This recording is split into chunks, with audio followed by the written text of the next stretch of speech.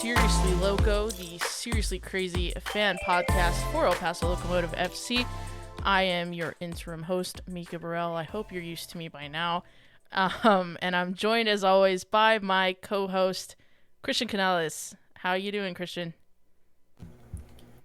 Well, doing well. Another week without Phil, unfortunately, but I know. He'll be back. He'll be back soon. Daddy duties call. The reason why I'm making this up on the spot, but I'm going to pretend like I botched that intro on purpose so that I can talk about our sponsors now, because we are sponsored, of course, by Roughneck Scarves and Icarus FC.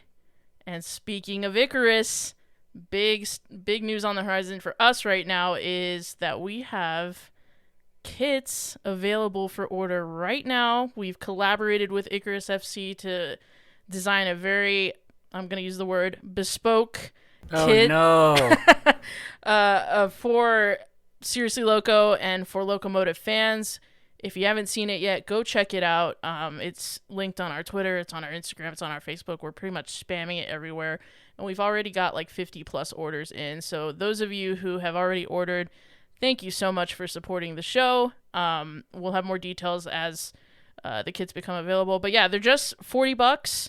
And that $40 gets you the kit. Sizes go all the way up to 5X. And you get free customization. No shade, but that's something that even the club can't say. So get in from day one. From day one. So get in on the ground floor and get yourself an Icarus kit. Seriously Loco and Icarus, of course, have collaborated, as I said, and I think it looks really fly. So get in now. We're only gonna order X amount, and then once it's gone, it's gone. So that's hype beast. Got him. But that's the big news. Thank you so much to Icarus for helping us with that design. It looks amazing. But that's the big news as far as admin goes. We'll get into the team news. We'll get into all the stuff, Locomotive. So much going on the pitch, some off of it as well, some team news. But before we go there, let's talk about Christian's question. What you got for us tonight? Yeah, this was inspired by a reply to one of our Twitter threads about the release of the kits and the community and all that Phil had made. May have been in jest, but I'm choosing to use it as a genuine question. Our friends, the boys, decided to ask who among us had the longest standing Wordle streak.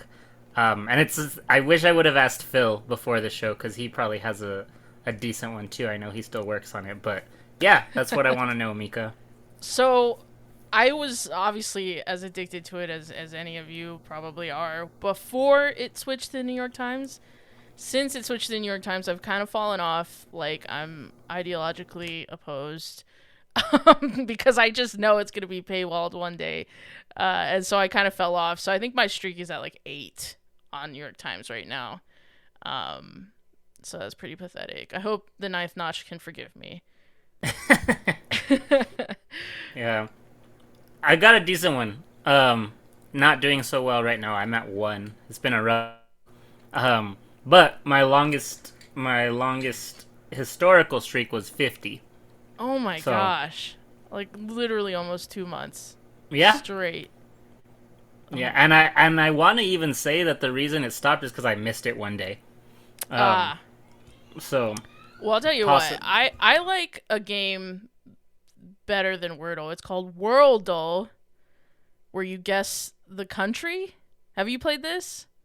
No, you play like just a random country? No. So like it gives you an outline of a country, like the geography, and you have to guess what country it is, and it'll tell you like how far or close you are on miles and direction. And sometimes they give you these like Pacific Island nations that I'm like, I've never even heard of that. What the hell? Yeah. But it's so much fun if you're a geography nerd like me anyway.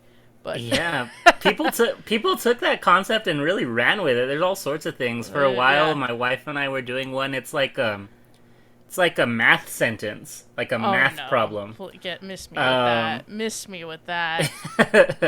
And then one that we still do currently together right now is a hurdle. The music one? Yeah, the music one. Yeah. I tried that one and I was like, no, this is terrible. I can't. And then I think a lot of it's too. Squirtle. Yeah. I was doing that regularly. I fell off with that because I used to do it when my kids were eating breakfast at school, and now I don't have that time right now because I have to feed my daughter breakfast, so I don't really do it anymore. But yeah, I was into that one too. But yeah, it was kind of crazy how people took that concept and it completely blew up. out all sorts of ways. Yeah. Well, listen, if you're listening to this and you've got a bigger Wordle streak than 50, let us know, because now I'm curious. And Ninth Notch, you let us know your Wordle streak. What the hell, man? But anyway, Christian, we're here to talk about El Paso Locomotive FC, as always. There was a bit of team news today. The story broke that we are signing, apparently, a player from Inter Miami FC in Edison Azcona, and I had Austin Robillard on the show to talk with us about that, and it seems like it's a done deal. What do you make of this signing on loan? I probably share the same feelings as a lot of people in that I'm not thrilled for a couple of reasons. He is an offensive player, from all accounts, a very attacking-minded player, and that's just not what we need right now. It might have been one of those things where, if he is good, I know nothing about, his quality, but if he is good and, the terms of the deal were favorable, then yeah, but it doesn't fill a need. And so I'm not crazy about that. Also, and this is me being ageist and judgy without knowing anything at all, but he's so young. And obviously, we've had success with Diego. So that's not to say that doesn't mean he can do anything, but I don't know. Personally, I was on any of our new signings, I was hoping to see a little bit more experience, and a little bit of maybe some leadership ability, I think, coming into the squad. Not that the squad lacks leaders, but I think in the middle of the season, you want someone who can come in and kind of knows how to navigate a new locker room in the middle of the season, because that has to be difficult, Sure. And so I think as an 18-year-old, that might be something that he struggles with, and that might hinder what he's able to give to us at this point in the season. Okay, I think that's fair. Certainly another angle to that, and I think maybe you might be saying things that people are thinking. Maybe he'll surprise us with the leadership thing, because he does captain his national team. He is the captain of the Dominican Republic U20s, so maybe that'll help him as far as adjusting to the new locker room. But on the other flip side, I do think that even John Hutchinson shares, or at least knows of your and other people's concerns, because the very next thing he said after talking about the loan signing is that he knows we need a right back. There just hasn't been that fit yet, and that signing has just not been finalized yet. So I assume that's what you meant by we need some more experience and quality elsewhere on the pitch, is primarily that right back position. Yeah, for sure. Yeah. Okay. Interesting. Well, I want to know what the people think then of Edison Azcona. So get at us, because it's a bit of a surprise, but it's not the first time that we've done business with Inter Miami. Of course, we sold Jerome Kiesewetter to them, or transferred him, rather. I don't know that we ever got a fee, but yeah, let us know what you think. 18-year-old Dominican Republic U20 International had a stellar tournament with the Dominican Republic. Obviously helped power them to a final, powered them to the Olympics and the U20 World Cup. So it's been kind of a whirlwind for the player, and now he joins us on loan, apparently. So with all that being said, let's talk about what's actually going on the pitch. The Seriously Loco match review.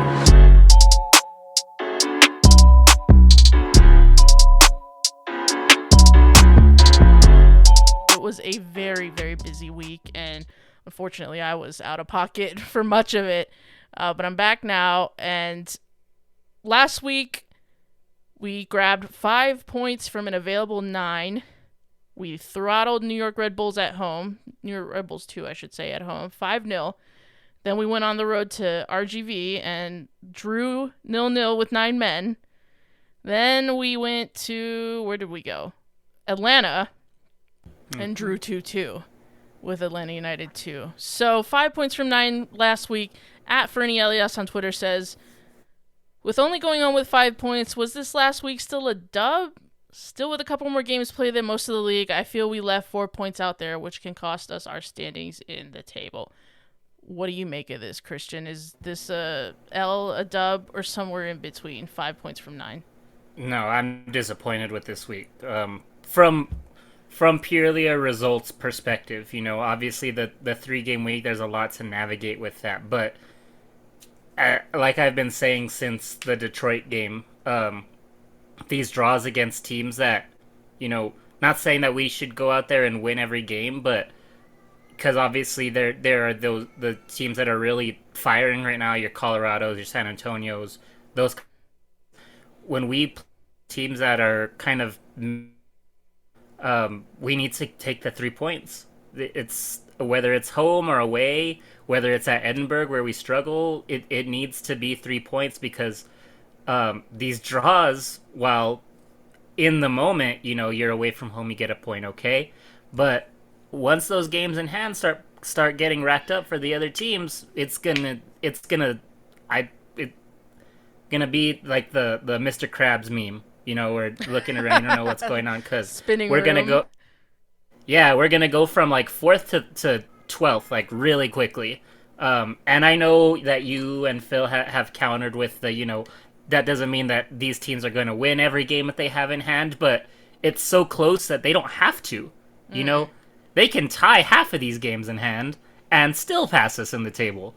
Yeah. So we need wins. These draws aren't going to cut it. What was the more disappointing draw for you? That RGV draw on the road with 9 men, or this 2-2 against Atlanta where we had to rescue a point from an Eric W. free kick at the death? Yeah, you have to think the Atlanta one. I mean, okay, going to RGV, we kind of know what it is, and like I said, it out of in a vacuum, a point at RGV is fantastic. We'll take that all day. But I said it a couple of weeks ago too. Like, serious teams don't lose to two sides to MLS 2 sides, and we didn't lose. We almost did, if not for a free kick literally at the beginning of stoppage time. So I think that the Atlanta loss is the more concerning one from I don't know, even from a performance perspective. I'm not sure because both the RGV and the Atlanta game to me were very disappointing performance-wise. Interesting. Okay, well, listen, let's talk about Atlanta United 2, El Paso Locomotive 2. Again, another draw to perhaps a side that we should be beating. The context in this one is kind of weird, though. First, there was the weather delay, so we did not play for about an hour and a half after the scheduled kickoff time. It was our third match in 3 days, and we were facing a new opponent. Does any of that mitigate this result for you, or do you think no, we should have won? F all that. Yeah, I mean, if the schedule, the fixture congestion, maybe. I think that maybe that can have a lot to do with it. But as far as the other two circumstances, same with the other team. They had to wait an hour and a half, and they hadn't faced us before either. Very true. So I don't buy that as a reason for. Although they were at home. Yeah, that is true. Yeah, that is true. But yeah, I think that the fixture congestion is the only thing that I would maybe consider as an excuse. And also, I mean, the issues, obviously. Yeah.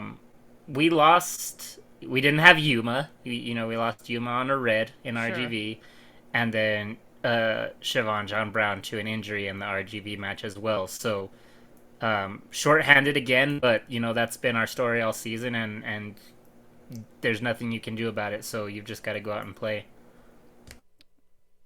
Yeah, I think that's fair enough. I mean, let's talk a little bit about the starting 11 then, because the word changes.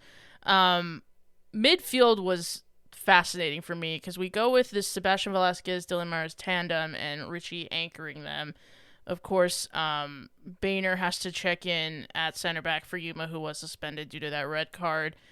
It was Hines and Gomez either side of Solignac, and then Zacarias having to cover at right back, again, our problem area.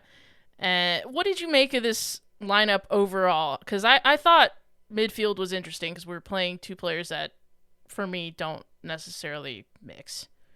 Yeah, I mean, we've seen it before. Last year when Velasquez and played together, it doesn't work. Both excellent players, but it's like too many cooks in the kitchen. There's too many players trying to do the same thing, and they don't work together. I also feel like we're really kind of just playing with the cards that we're given. However, Eric, every match, he's scored at 4 in the last 5 or 3 in the last 4, something like that. So he needs to be starting for me. But everything else, I don't feel like there's much they can do about it, considering minute management and all that kind of stuff. Yeah, fair enough. I mean, there was some good in this game, and it started all right. I mean, Lucho Solignac, of course, gets that first goal. We looked threatening off corners, and I think it was the second phase of a corner that Ricky Zacarias is able to collect the ball and square it back in for Luis to finish pretty tidily. And we're up 1-0, and you think, great, 4 minutes in, we're up 1-0 on a 2 side. Let's really put the pedal to the metal, and that did not happen. I mean, the goal was great, but what do you think? Why do you think that we couldn't sustain the good? It just seemed like they weren't mentally there. I did to be a lot of mistakes being made. If we can jump ahead just 7 minutes, to their first goal, the whole move starts because Dylan makes a terrible decision. He makes a terrible, I guess it was a pass, but it goes right into the feet of Mertz, I believe. And Traeger is able to finish, and it seems like that was the reason for the first goal, and on the second goal, Traeger's second, he scored twice for them that game. It seemed like he just caught Andrew Fox out of position. I don't know his physical statistics, Traeger's, but I don't believe that he should be beating Andrew Fox in the air on any day of the week. So it just seemed like just mental mistakes that led to the goals for them, and I have to believe that we just weren't there, mentally and to put the kind of beat down that we did against Red Bulls 2 on them, which is really what this game should have been. Were you at all surprised, though, by Atlanta United 2's quality? Because I have to say I was. I mean, I think that there was a marked difference in the way that they play to, say, New York Red Bulls 2. I mean, they look a pretty serious side, and maybe that's my fault for overlooking this a little bit or being a little bit disrespectful. I don't know, subconsciously, maybe, because, I never think that any result is a given, but did their quality surprise you? Because it did for me, to be honest. I will admit that they were better than maybe we gave them credit for. Robbie Mertz is not a 2-side player. He played role matches for Pittsburgh over the last couple of seasons. And in hindsight, after he put 2 on us, I go back and say, well, who is this Tristan Traeger guy? And he's on a lot of MLS, the people who are deep into the MLS farm system. He's on a lot of their radars. So he, he's going to be a name that, in 3 or 4 years when he's scoring goals for the A team, we'll remember the day that he put the brace on us and we almost dropped points to them. But most importantly, I think that we can't let Vicente Reyes go unmentioned because he had a hell of a game. Yeah, I mean, getting into the bad of this performance, and unfortunately I think there was a lot of it. I mean, we already spoke about the imbalance in midfield with that Mahrez-Velasquez tandem, but El Paso Locomotive were just so wasteful in front of goal. But at the same time, Vicente Reyes was standing on his head, and I mean, he was incredible, and we got a lot of questions on this, but one from @twisted_beto on Twitter says, "What's with the missed opportunities on goal? It's happening too often." Now, we are the second highest scoring team in USL last time I checked. That might have changed since this weekend, but we're one of the best goal scoring teams in the league, period.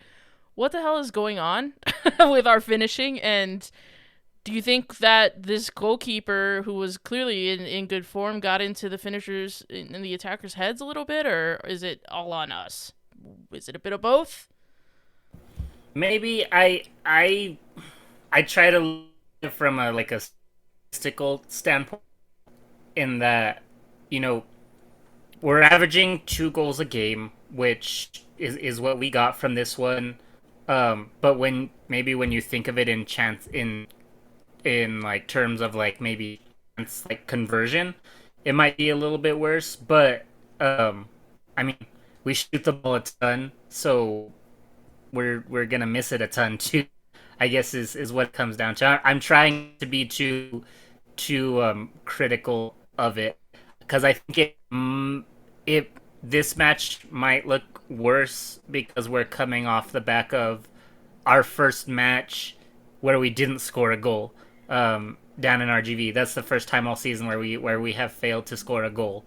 So I think that maybe it feels a little more dire than it might actually be. Yeah, that's fair. I mean, that is actually an astounding stat that the first time we've been shut out is in late June against RGV. So, I mean, that does put it into perspective, I guess, in terms of, are we really all of a sudden bad at finishing? I don't think so necessarily, but I do want to spare a thought for Nick Hines because he played at left wing in this game, and I thought that he was very, very good in the 65 minutes that he played. He put so many balls on a plate for his teammates, and they just did not do what they should have with it. And in the previous games as well, last week, he was just serving up absolute dimes with that left foot of his, playing like a real chalk-on-the-boot swinger, something that we don't get from Cristiano Francois or Manny Sinupe, and, one of the better crossers in the team. But they just, for whatever reason, Hines has way less assists than he should do. And I think fans noticed that too, because we got a question on Instagram from AlexMedic17. He says, "Do you think Nick Hines is better on the back line or at the top? I know he had to play left back with the Yuma red card, so it may be hard to say with the captain out to anchor the line. If I remember right, he played there for the Phoenix game too." So, I mean, Hines is one of the players in this squad that has been asked to play a couple different positions pretty regularly. But what do you make of it? Do you think he's better as a forward, as a winger, or at that fullback position where Borelli usually starts? No, I think he's better getting forward and being able to focus up there, and not having to worry so much about tracking back and covering the the back line also. So I would love to see him able to just focus more on that. I do want to go back and correct myself though, because I was very incorrect that this was our first game where we were shut out. It's our first game where we haven't lost or we were shut out. We also did not score against Pittsburgh or against San Antonio. There you go. Okay, I was gonna say that's pretty nuts if true. But okay. No, sorry, but I just wanted to correct that. But back to Nick Hines. No, I think that I think he's just way more comfortable, and we are using him more efficiently if he is able to just focus on pushing that ball forward and getting the ball into the middle. Fair enough. I mean, it seems like we're talking about this kind of ad nauseum, but it is the big problem I think facing the squad right now is on the other side of the pitch, the right back crisis, if you will. I mean, Harry Brockbank has now left. He's actually signed a deal with an Irish Premier League side. Chapa Herrera is out for the season after being converted essentially to a right back. Siobhan John Brown got injured last week. And he's supposed to have had some more scans today, but I haven't heard yet what the severity of that injury is at the time of recording. And then Matt Boehner, I mean, he certainly puts in a shift, but I don't know that he's in our best 11, with all due respect, because I think Matt is a serviceable player for sure. But so, that's 4 players right there that have played right back for us this season. And then Ricardo Zacarias is asked to do that job against Atlanta United too, and he had a shocker, to be fair. Ends up getting sent off for, I think it was a double yellow, 2 really just cynical challenges. Wasn't at the races for Ricky, and I mean, he does set up the first goal, but other than that, I thought it was a really poor night for him. Do you share that sentiment, and what do you make of just his game and his contributions at right back? Yeah, I think it just wasn't his night, and I think that he does fine most times he's asked to be there. I will say I think I would rather him be in that slot than Boehner. But yeah, on Saturday against Atlanta, it was just a really, really tough night for him. And, his night ends with, it was just, you had to feel like it was almost coming, that kind of ending for him, because it was just that kind of night. Yeah. I mean, hopefully he'll bounce back from that, but he'll have to spend a little time on the sidelines with that red card. And I mean, red cards as well have marred this week, with Yuma as well getting sent off. I mean, this team is not a dirty team, but we do get into the referee's book a lot. I mean, does that concern you at all, or is it just we're unlucky, we're being refereed differently, there's a gigantic conspiracy against El Paso Locomotive? Oh, I will go to the grave saying that they're out to get us. They don't want us to win. But yeah, I mean, we all know, we know what it is in USL, so I don't think it's worth spending too much time thinking about, because, I mean, it is what it is. We know exactly what we're in when a pro ref crew steps on the field. So it's just unfortunate is all. Well, it wasn't totally a disaster, because in extra time, as you said, the start of extra time, Eric Calvillo, he had checked in for Sebastian Velasquez at 65 minutes. He puts in an absolute banger of a free kick, direct free kick. And I think that's 4 goals in 4 games for Eric, if I'm not mistaken. Just been on a tear in front of goal. Arguably should have started, but, we're speaking about what actually happened. And he's able to contribute yet again. Really saved us here, because it would have been embarrassing to lose this game, I think. What did you make of the goal, and what do you make of Eric Calvillo's contributions lately to this Locomotive side? Yeah, it was just a rocket of a free kick, and I think it was well worked among the team, because him and Francois both stood over the ball. Francois took a step towards the ball, and I really think that threw off Reyes, who like we said had a fantastic game, because he was absolutely out of position for that, and I'm not expecting Eric to take the kick. So the build up to the actual kick was very good, and the finish from it, it was just a great strike from Eric. So yeah, 4 goals in 4 games, and he has gone on record as saying he came back from the international, or I don't know if we call it an international break, the Nations League break, with a different mentality. He came back from that. He did not play during that break, and he was frustrated about that, and so he has said he back angry and came back ready to contribute. He came back ready to play ball, and he's certainly done that since he came back. There's been a very significant shift in his mindset. I think we were used to seeing at the beginning of the season that he was and I have to think it's a personal thing, because I don't think he came back and all of a sudden John said, okay, now we're going to let you off the leash. I think that he had just decided that, he was going to kind of be this /6, like an 8 that leans more towards a 6, and just kind of not be too aggressive and kind of cover his bases and make sure that he doesn't make any mistakes, instead of going out there to try and make something happen. He was playing to not make any mistakes, and that switch has flipped, and now we're seeing the player that they signed this offseason. This is what we were all expecting. This is what he did for Orange County last year in their championship season, and he's playing like a player who has won a championship. Fair enough. Yeah, I think Eric, again, like I said, I think he is definitely one of my midfield three. I just think that the team is much more balanced when they have him there, playing 2 10s ostensibly, that wherein one is not Diego Luna, who would come track back, I think is too tall in order, even against a 2 side, to be honest, and that showed on the night against Atlanta United too. So we're able to salvage a point thanks to Eric, and some individual quality on that free kick.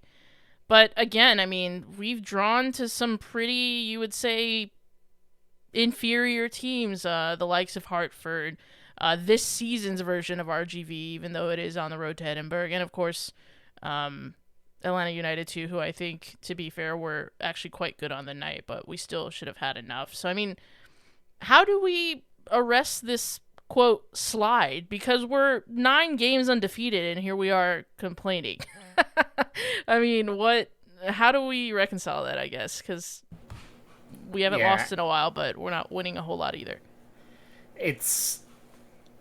I don't know. I don't know that for me, I can't feel good about it or reason it, anything like that, because in my mind, we lost that luxury, at the beginning of the season when we lost 4 in a row, or I don't even remember, 4 or 5 in a row, to begin the season. So to me, we don't have that luxury anymore.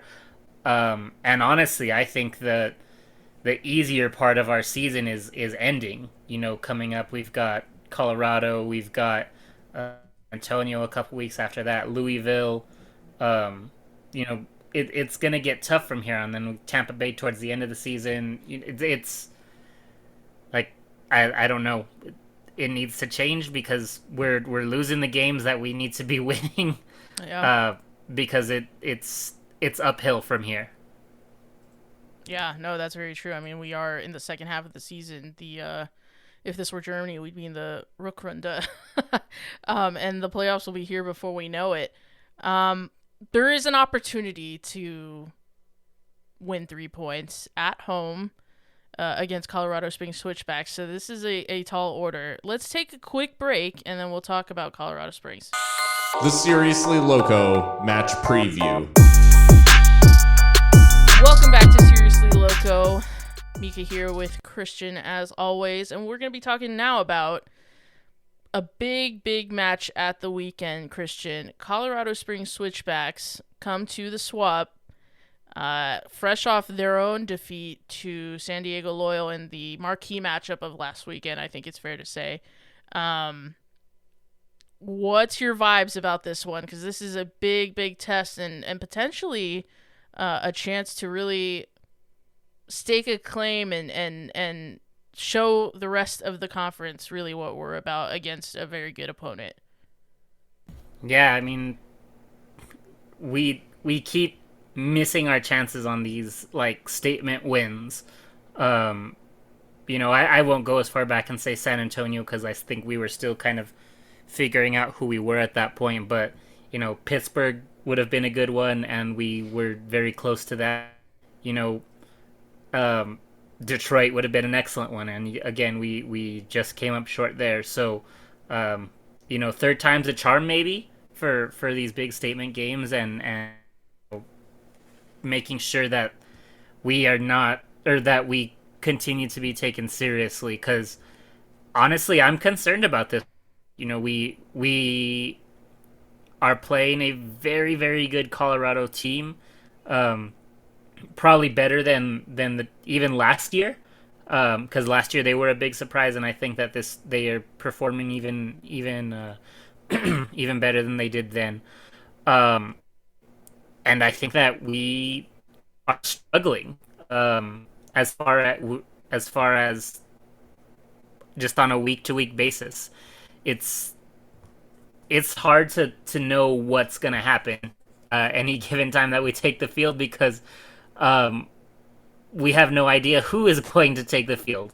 Yeah. It's a crapshoot every week between who's the most rested and who was in form, and which of the academy kids is going to show up on the bench this time. So it's just really hard to predict, and it's really concerning. Um, and Colorado is a team that is just on fire as far as offensively speaking. They're averaging over 2 goals a game, which is insane. That's better than us. We have more goals than them on the season, but we've also played 3 more matches than them. So it's a very frightening prospect to face them, with the back line in shambles the way it is. The silver lining though is the fact that we are at home for this one, thankfully. So hopefully that'll do just enough to take something positive from this. Yeah, fair enough. This is a huge opportunity, and I really think that the boys have to be buzzing, to put it right, because I mean, the last week was underwhelming. I think they would agree with that. And this is a huge scalp that we could potentially claim, if you will, and Colorado will be wanting to right the ship as well, having, of course, lost to their very close table rival in San Diego Loyal.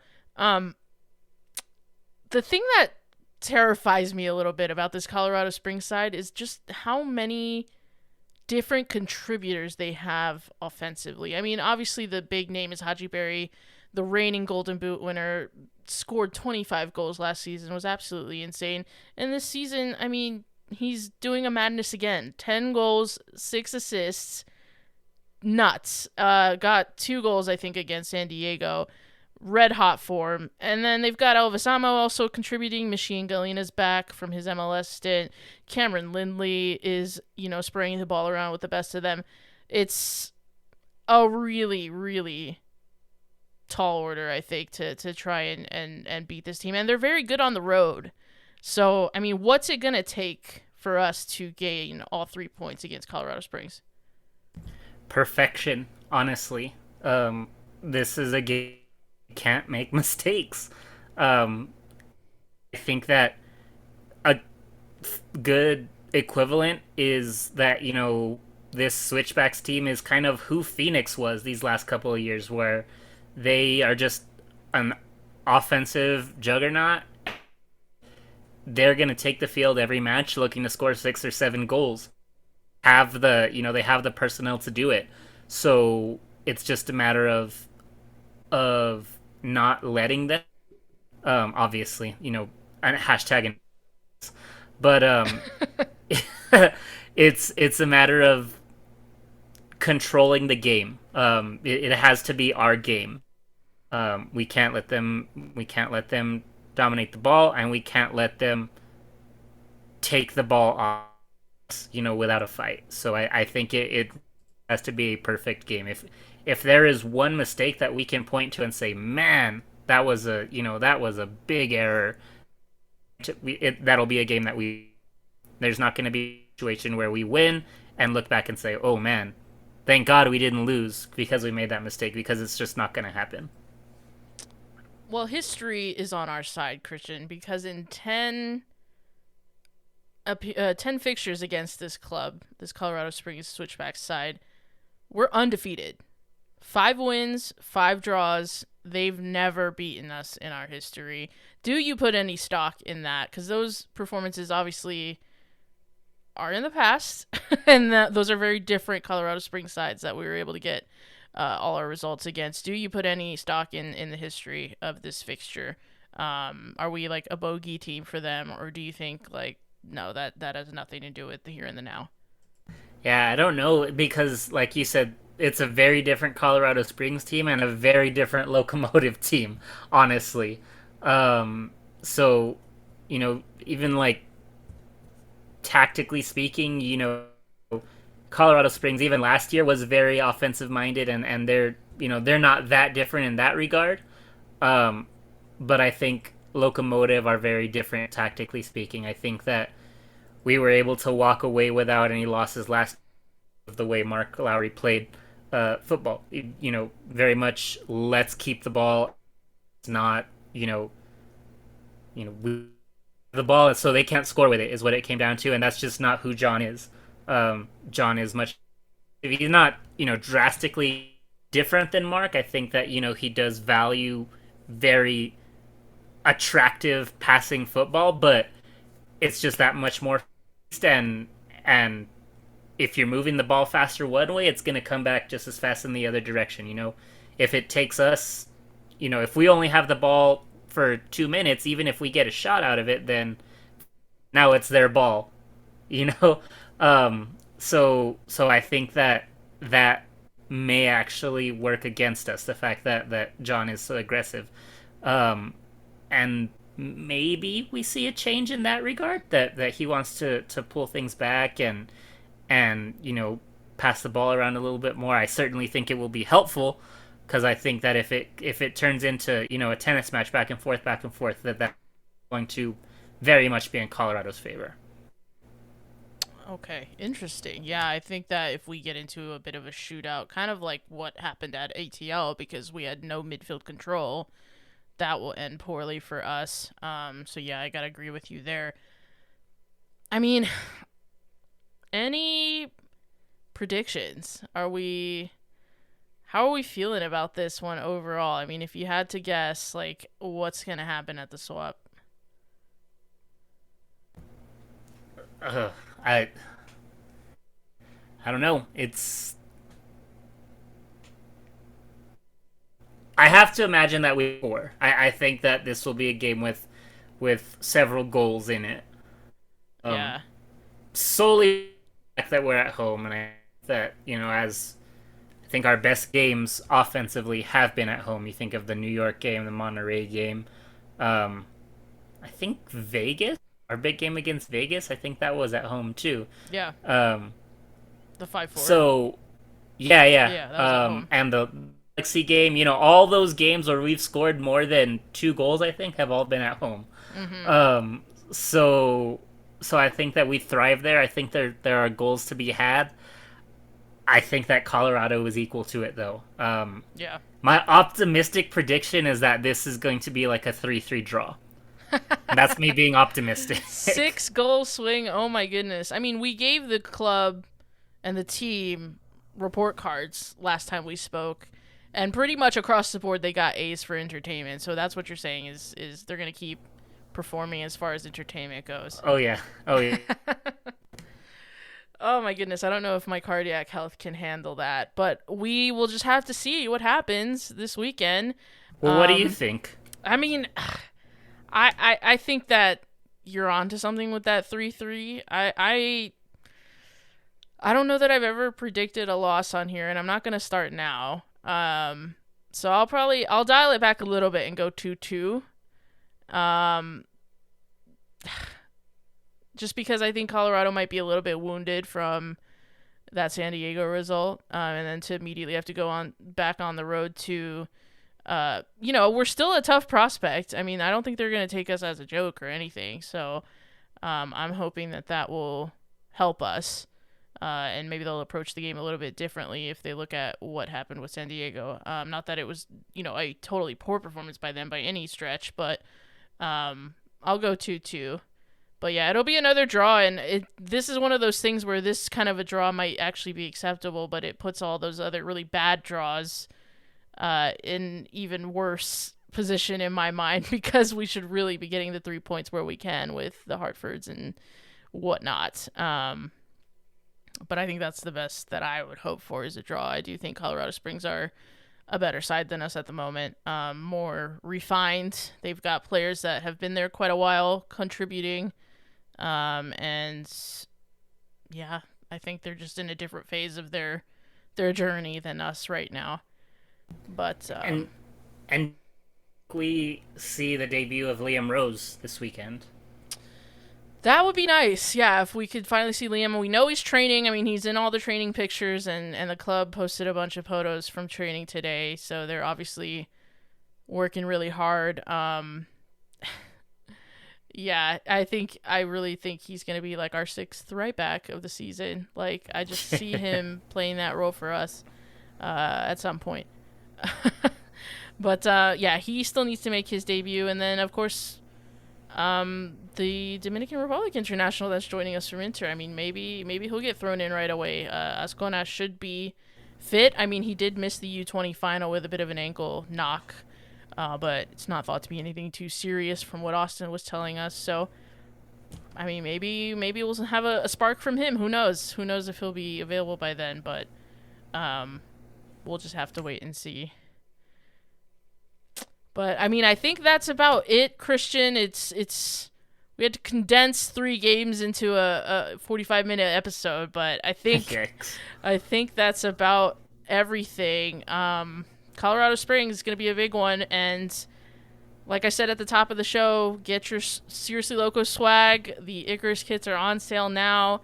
I'm going to keep plugging it and being annoying about it because I think they look awesome, and shout out to everyone who's already ordered one. Obviously, we appreciate it so much. Everything that we'll make from that obviously just goes right back into the show.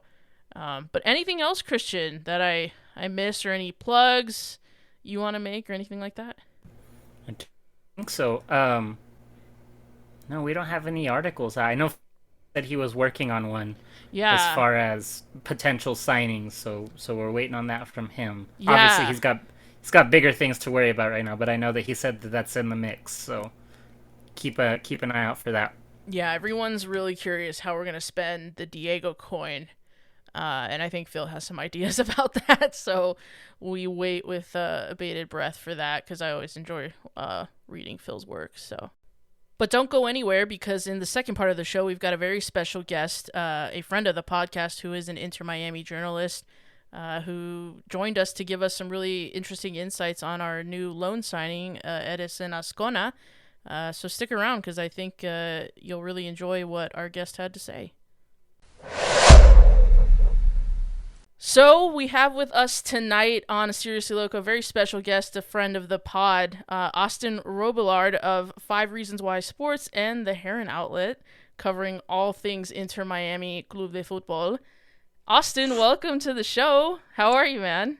Thank you for welcoming me. Thank you for letting me come on. I had to reach out when I saw the news. I'm doing great. This has been a crazy day for Miami. I'm going to be really busy here the next couple of days with Pozzuelo coming over, but this is another one. This is another interesting happening with a player from my club going over to you guys.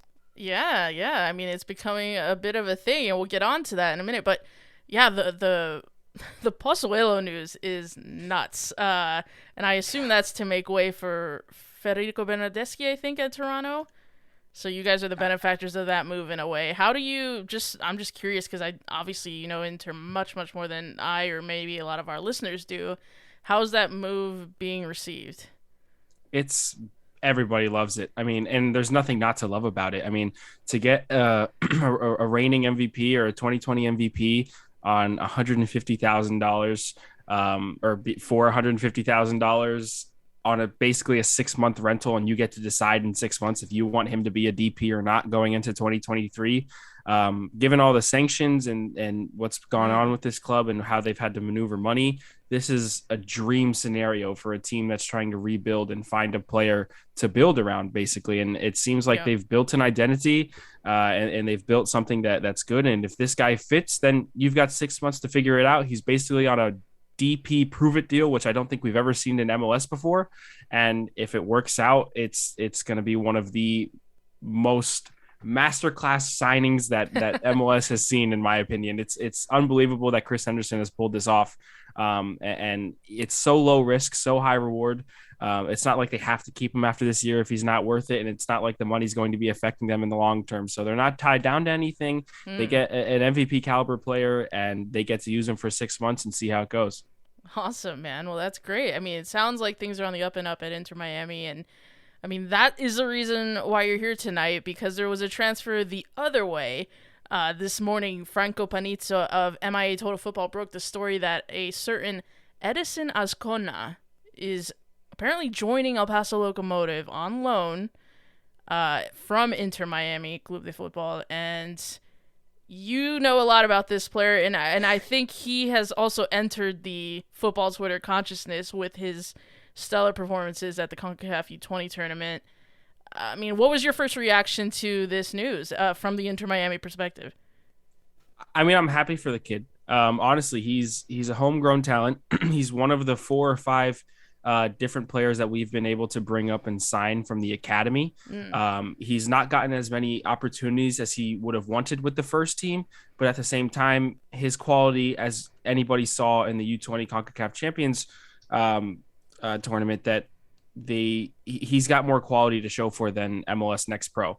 He's got more quality to show for than USL League One when it was Fort Lauderdale CF last year. And unfortunately, he hasn't been able to break through. Miami's now going in a direction where they've got these, attackers that are entering the prime ages of their career. And we just signed another one from France. So it was getting deep. The pool was getting deep in terms of attackers, but the fact that he showed out the way he did in that tournament and helped the Dominican Republic not only become runners-up in that tournament, but qualify for the Olympics and qualify for the World Cup for I believe the first time in the country's history, while captaining the side at such a young age of 18. It showed his quality. It proved it. And I'm sure that there were multiple clubs chomping at the bit trying to get him or even in a move like this, I don't think Miami want to part ways with him entirely. And I respect the fact that Miami wants to send this kid out on loan to get minutes and get experience, because I believe it's extremely important. And he wasn't able to do that here. And I think it could be beneficial for both sides, or all 3 sides, I should say, in many different ways. Yeah. I mean, that's certainly what we hope for from a Locomotive perspective, because I'll tell you what, man, we are starving over here for bodies. And so to have this 18-year-old come in, and obviously he's coming off the back of, like you said, an excellent tournament where he helped the Dominican Republic qualify. I think that was their first ever international, like a World Cup at any age level. Obviously, it's the U20 World Cup in Indonesia that they qualified for, as well as the 2024 Olympics in France. I mean, and like you said, wearing the captain's armband, that's huge. That's huge. At 18 years old. Yeah. 18 years old. And it was unfortunate that he didn't get to play in the final against the United States, where he lost to his teammate and other homegrown talent, Noah Allen, from Inter Miami. But the tournament that he put out was phenomenal. He was scoring goals left and right. He was the main creator for that team. And I think that he was also named to the team of the tournament as well. That's and right. At 18 to do all of that in a tournament of that stature in North America was outstanding. Yeah, 2 goals, 1 assist, and like you said, named to the tournament's best 11. You talked a bit at the beginning about the depth at Inter Miami and how, obviously Pozuelo's coming in. You've got players from abroad coming in. It's like you said, it's getting deep. But, like you also said, he's the first ever Inter Miami Academy player to debut for the first team, I think, and is a homegrown player. What is his future at Inter? Because obviously we're going to loan him, so nothing is permanent in that regard. But what's his future at Inter, and do you think he's got one, or do you think it's let's wait and see? I think right now it's more of a let's wait and see. I think they want to put a lot of faith in their academy products. And I did an article a couple months ago featuring Noah Allen, who I just mentioned. And I got to dive deep into the club's idea of their academy and what they want to do with these players. And I think, going back to last season, these moves weren't necessarily happening. There were a couple of loans out to USL clubs that happened, and they never brought the players back. I think it was Josh Penn and Patrick Segrist, one to, I believe, Charleston Battery, and one to Indy 11, if I'm not mistaken. And they never came back, but this just seems different. This seems like they actually care about this kid. They think that he's special, and they want him to get minutes and continue to develop in a way that is beneficial for both the player and for Inter Miami, and obviously will be beneficial for El Paso too. But something to note is the depth that Miami have right now and what their plan is going forward. they've managed these sanctions that I'm sure everybody's heard about really well after the whole Matuidi scandal. They've managed it extremely well. Chris Henderson has done a fantastic job. And the fact that I can name 5 different wingers or strikers, or 6 really, that are in rotation for this club, that are able to produce numbers the way they are. It just seems like an 18-year-old right now at the moment isn't ready to fit in. And Right. I think he just needs time. There's a couple of other players that are at a young age as well that just need some time. And I think that there is a future with Edison at Miami because, like I said, they value the idea of a homegrown talent.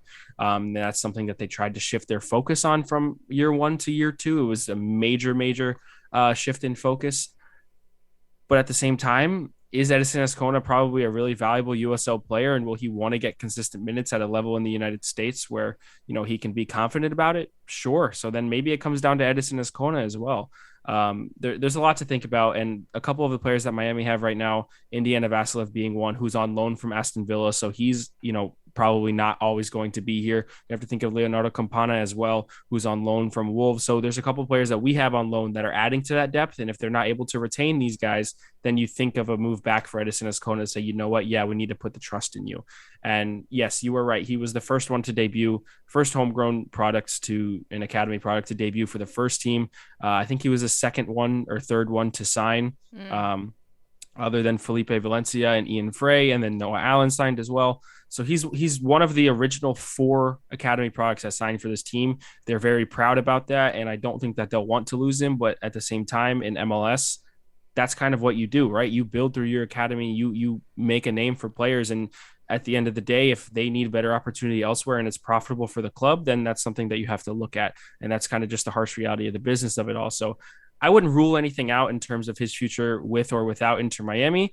It'll be very interesting to see what he does at El Paso, because I know that you guys just got rid of a huge player to RSL, and a young attacker at that. And I'm not sure exactly what the attacking scenario is like for you guys, but in terms of his position and where he can play, I've seen him play as an 8, I've seen him play as a 10, I've seen him play as a winger, and it just seems like is an engine and a workhorse. And I don't know if that plays to your guys' style. I'm assuming it does. I know it did when Mark Lowry was there, but it's a little different now. Not from when I covered the club for the first time, but it's a very interesting question, not one that I had thought about, but I think that there's still a future with Miami, and if not, I think he would love it in El Paso, because who doesn't, right?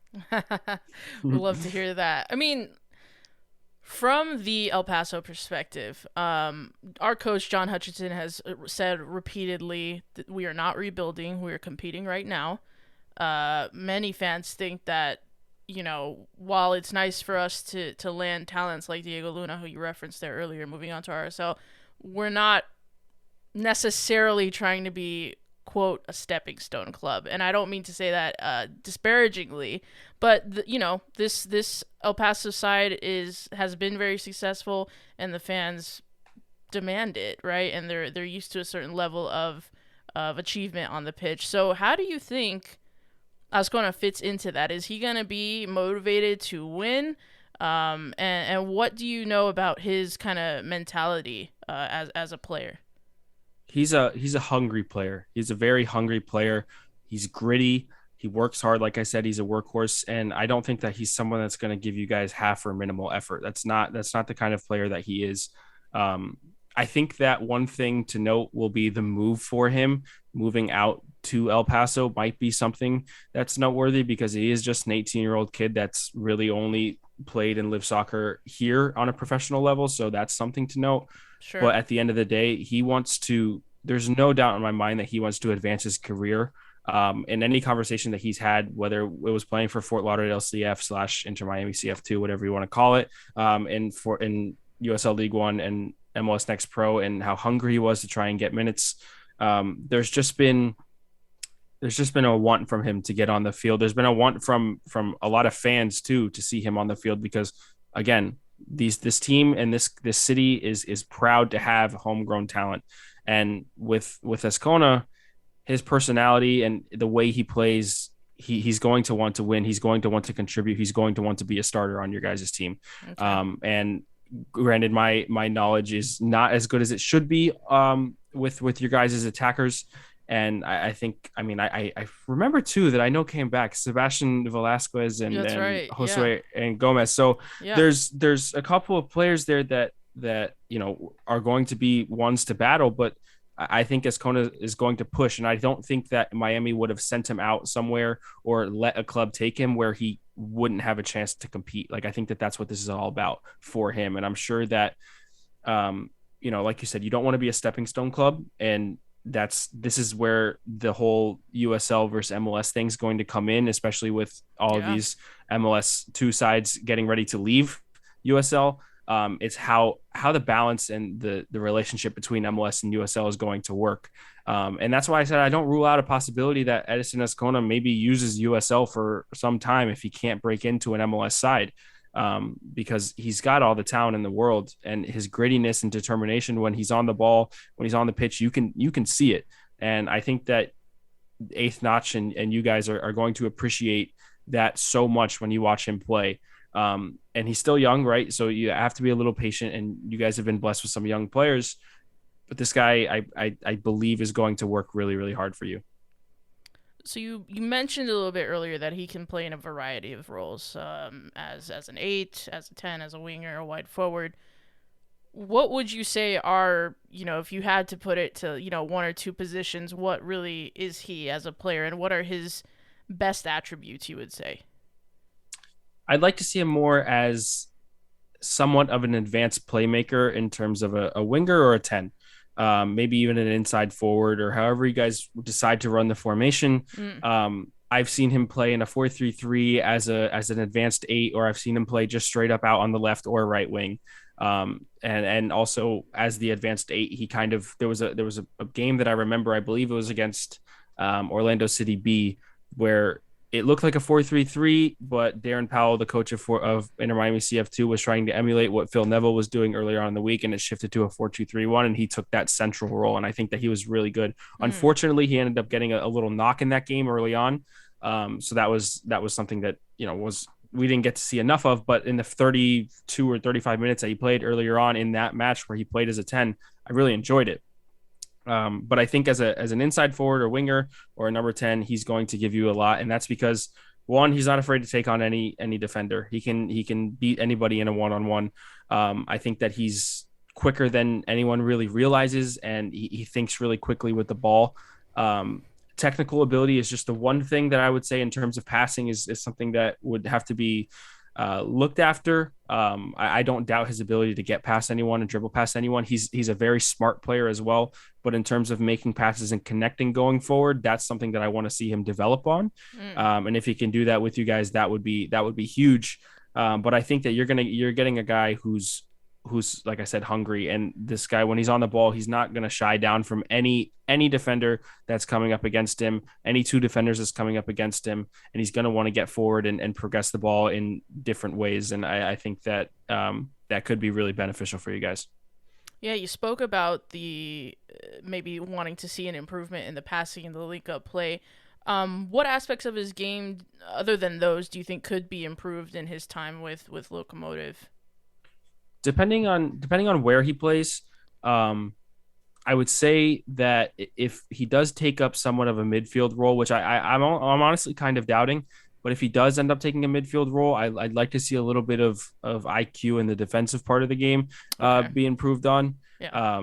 But at the same time, as an 8 or as a 10, that's not necessarily the most important thing, especially as a 10. As an 8, it's a little bit more important, but I think that that's something that could be really important. And as a winger, I would say just being able to make consistent connections in the final third between other players would be really huge for him, and not necessarily always needing to take a defender one-on-one or using his dribbling and speed to beat defenders. Like, you want to outsmart defenders at times. And I think that if he can improve on that and help build connections with the guys that you guys have in attack, and his passing ability can improve, that would probably be the couple of things that I would say need to not necessarily need to be worked on, but should be worked on, and something I want to see him improve on. Interesting. I mean, it sounds to me like there's some significant overlap. I think maybe this player's a better passer and playmaker, but he sounds like a lot like Diego Luna. Is that a fair comparison?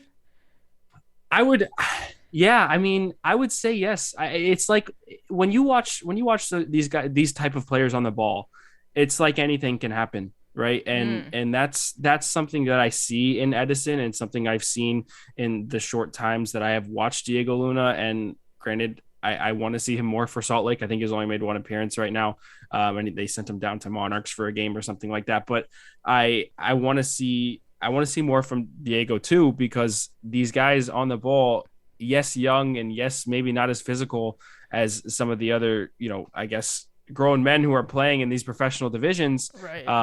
They need to win in different ways than some other players need to win. And I think that both of these guys are extremely capable of almost anything with the ball at their feet. So yeah, it's definitely a fair comparison. I'll have to leave it up for the El Paso fans, and I don't want to like hype you guys up too much, because Diego Luna was such a force, especially in USL, True. and that's why he made that move. And I'm not saying that Azcona is going to have that impact right away, but I'm saying that there is definitely potential for that impact to be made. I do really, really, really want to see him on a USL championship level, because when it came to MLS Next Pro and USL League One, he was always a consistent starter if he was healthy, and he always could cause issues. But he's got to do it. That, I guess, another thing too that I want to add, he's got to do it on a consistent basis. That's something that needs to be worked on as well, that I definitely forgot to mention. It was like there were times where he could be completely on his game, and other times where it was hidden a little bit and he didn't get out in front, and he didn't get to make the moves that he wanted to make when on the ball or on the field. And this is where the connection with other players in the final third comes up. So yeah, I think it's a little bit of it's a fair but also unfair comparison, because I don't want him to go in with expectations of Diego Luna, but at the same time, the potential for him to unlock something like that is 100% there. Yeah, absolutely. Interesting. Very interesting. I mean, this is not the first time that our clubs have done business. Famously, Inter Miami swooped in for Jerome Kiesewetter a couple seasons back after he scored 12 goals for El Paso Locomotive and really kick-started our offensive threat that season when Mark Lowry was, desperate for someone to put it in the back of the net.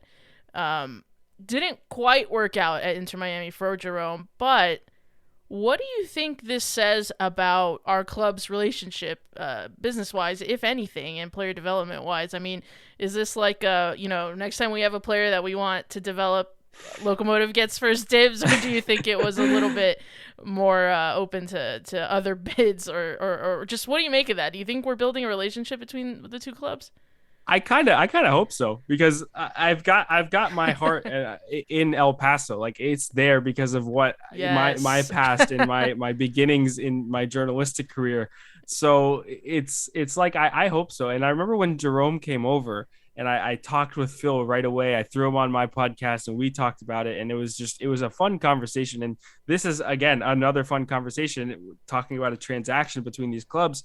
And I think both clubs, especially El Paso, is a very, very respectable organization. From what I've learned from them and the consistent quality that they've put out since coming into existence in 2019, they've always done the right things and been a respectable team who wants to compete. Like you said, they're not in some kind of a rebuilding phase and all of that. And I wish Mark Lowry could still be there. That's just my personal opinion. I haven't watched too much of this season with you guys, but I remember back then getting to speak with him and some of the guys in the front office, and with Phil when I was out there for a week. And it seemed like this club knew exactly what they were doing from the beginning. And like I said, this was in 2019, and I've followed them ever since. And that's just because of the respect that I gained for them. And so it would be like an honor as an Inter Miami like analyst or journalist, whatever you want to call it, that they keep on making transactions with El Paso, because I think it's a really respectable organization and that they'll take care of anything that needs to happen. And I think that Miami would do the same for them if it continues to go this way. But yeah, and also I do wish that the Kiesewetter thing could have worked out. I was screaming for it to work out in year one with Miami, but that was a season in shambles. So there's not much to be said for that. No one to blame. Definitely not Jerome. Yeah, just circumstances. I mean, I famously asked Mark Lowry to, put in a cheeky bid for David Beckham, in exchange for Jerome. I thought that was fair, but it wasn't to be. And I'm sure he would have loved to be there 100%. I'm sure he would have loved to go back, because I don't know if he was scoring so well, and then he got hurt for a while. And actually the game that I went to, the game week that I went to was called, oh man, I can't remember what it was, but it was a special night. You guys went down 2-0 to Tulsa, and Jerome scored twice to equalize the game. Actually, I believe Eighth Notch was protesting something, and they were quiet for the entire first half. Down I think 2-0. Was it Noche de Locos maybe? Noche de Locos, exactly. Yeah. I think I have the scarf somewhere still. And so the Eighth Notch was silent in the first half. Second half, they went buzzing, and Jerome ended up scoring twice and making the game 2-2. And he seemed like he had a real attachment to that franchise. He really did. And I do wish that he could have got to go back. But again, circumstances are circumstances, not what you could have done. Yeah, definitely. That was a really interesting time in the club's history. And now he's with that team up north. So, I mean, it's that chapter is closed. I mean, he's the first one to cross the divide. So, the less said about that, the better, probably. But Austin, listen, I was in Florida last week. I spent the week there with my cousin.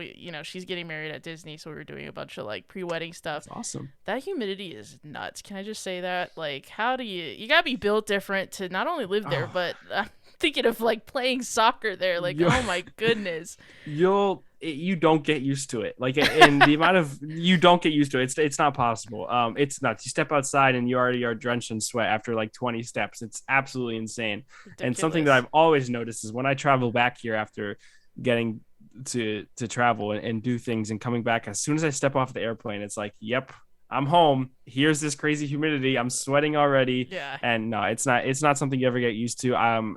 Playing in MLS in the summer down here is not easy. They moved all of the night games to 8:00 p.m. to wait for the sun to go down because it's just so brutal. But you have to. At the same time, they're the ones training here, so it gives us a little bit of a home field advantage, which is pretty nice. And other clubs have talked about before that it's tough to deal with the weather down in Fort Lauderdale. I almost said Miami, but we're not there yet.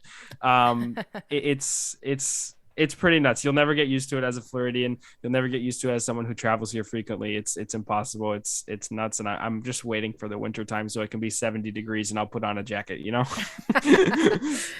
Well, speaking of, playing in less than ideal circumstances weather-wise, I mean, in El Paso, we're famous for our heat as well. It's a dry heat, but still very hot. And we're at a pretty high altitude. I mean, it's taken a lot of our players, the new ones especially that John Hutchinson has signed, it's taken them quite a bit to get fit, and that's why the start to our season was absolutely shocking. But they've come on in leaps and bounds. What do you think it'll be like for Azcona? I mean, obviously he's been playing in an international tournament, so you would assume he's still match fit. I mean, do you think he'll be good to start right away, or do you think there'll be kind of an adjustment period? I think, well, especially coming off of the ankle injury that he suffered, which I believe was said to be minor, which what made him miss the final. It will take a little bit of time. I don't think that he's, rolling into your starting 11 by any means, but if you guys are halfway through the season, just like we are, I don't know. I can't see him not getting a handful of starts for the rest of the year, at least coming off the bench and trying to provide a spark. That's where I think that he could really shine. And I thought that he could shine with Miami, was coming off the bench and providing a spark. But again, that goes to the depth. They've got enough players to do that already. So with you guys, I'm hoping that he adjusts well. I think that being down here in South Florida and understanding the elements and having to go through all of that, especially in that tournament that they just had, the weather was really hot too and humid. So yeah, he's definitely going to be acclimated to different environments when it comes to weather. Altitude is something not to be messed with. It is a very, very big difference. I don't think that there is a hill over 10 feet in South Florida, so it's definitely going to be different. Right. But yeah, I think it'll take some time, and I do hope that for all of the El Paso supporters that just give him a little bit of patience. Let's see what he can do, and I think that he'll contribute in a way that everyone could be really proud of. Well, perfect. I, for one, am very excited to welcome Edison Azcona to El Paso Locomotive on loan from Inter Miami CF. And, man, if you're able to come out here at some point and watch a game and see your boy, I mean, come on down. I'm gonna we'll get have you, to. Yeah, we'll get you press pass and we'll do it. That'll be awesome. Well, thank you so much, Austin. Again, Austin Robillard with us from 5 Reasons Why and the Heron Outlet. Austin, where can our listeners find you if they want to read more of your work, or they want to listen to your podcast? Where can they find you? So follow me on Twitter. It's just my name, at Austin Robillard. I'm sure we'll be tweeting out this show, and you'll be able to see it there. 5 Reasons Sports is where I post a lot of my written content, and then I have a podcast with a couple of other contributors, Alex Swidley and Ian Hest, and it's called The Heron Outlet, where we talk weekly about Inter Miami, and also any other soccer stuff that's going on in the United States if we can. So yeah, Twitter is my main place. Make sure you go follow me there. And I will probably be following Edison Azcona very closely out in El Paso, because it'll rekindle my love for a great USL Championship side. So we love to hear it. I can't wait. I can't wait. We love to hear it. Well, thank you, Austin, so much for your time tonight. And we'll just have to see how Edison does out here in Locomotive, and hopefully he I know he'll fit right into the locker room. Let's say that right now. I mean, as a Dominican, we've got a pretty heavy Spanish speaking locker room. So yeah, and as we do in Miami as well. So there's that. It's gonna be a lot of fun. He's a player that everybody loves. He has fun. He jokes around with all the first team players all the time, and I can't imagine it's gonna be any different in El Paso. Perfect. Well, thanks again, man. And thanks for having me on. Yeah, we appreciate it so much. We'll have to do this again. Absolutely. We'll have to, at some point we'll have to talk about how he's progressed or something like that. I would love to do it again.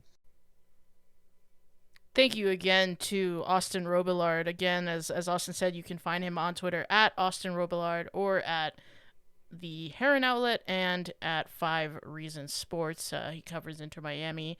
And he's pretty much an expert on the club. And a friend of the pod, someone who actually started out covering El Paso Locomotive at the very beginning back in 2019 and actually attended a game. So he's definitely an adopted Loco, I would say. But I'm sure we'll have Austin again sometime soon. I hope you all enjoyed this episode, and until next time, get those Icarus FC kit orders in, and in the meantime, stay loco.